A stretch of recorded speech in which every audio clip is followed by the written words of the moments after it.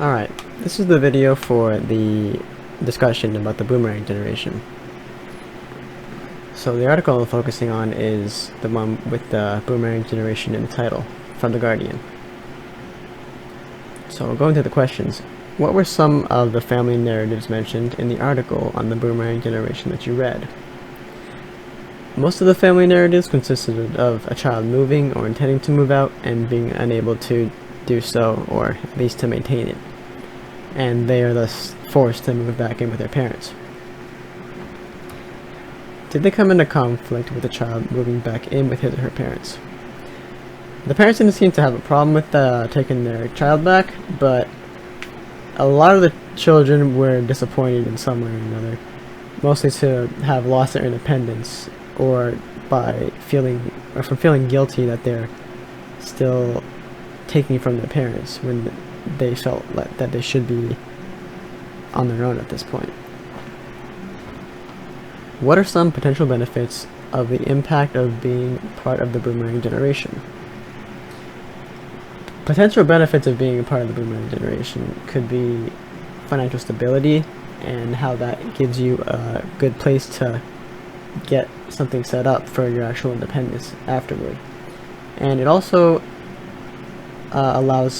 it gives great potential for a closer bond with your family, something that a lot of people lack. But some of the drawbacks are that relying on your parents into your adulthood could result in some pretty low self-worth, and it may hinder your growth into actual independence, since you're living more under someone else's roof and getting used to having other people to cook, do laundry and whatnot. That could be potentially harmful to your personal growth. And it could also, just as it has potential to form a closer bond with the family, it has the same potential to damage the relationship with your family, because some people just don't get along with their parents, and it would be best for them to have a connection but not be around each other so often.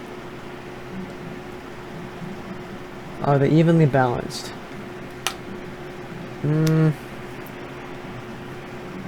They seem relatively balanced. It really comes down to the luck of the draw with your dynamic with your parents and those kind of circumstances, and what you make of it, how you play your cards.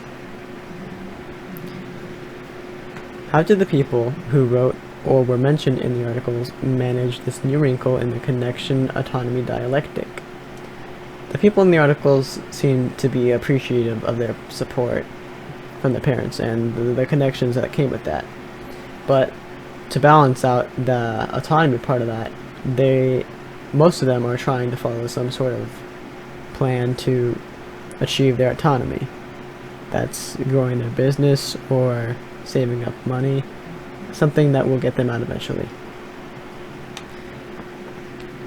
Using the guidelines in effective communication with families, what advice would you give to members of a family experiencing the boomerang effect? I think that when you're experiencing the boomerang effect, it's important to appreciate one another and attempt to provide something that is to be appreciated. It's like a service. You have to have some merit so that you don't end up being dead weight, you know? And a big idea I saw in the book was the header. Strive for closeness while respecting boundaries. I interpret that as, you're all adults who need a certain amount of respect and space. You don't treat each other like mommy and daddy and child, you know? You're all adults now.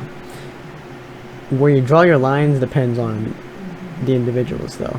You and them. You need to have a talk and set up your boundaries, and then proceed to treat each other properly based on that. And that's all for this video.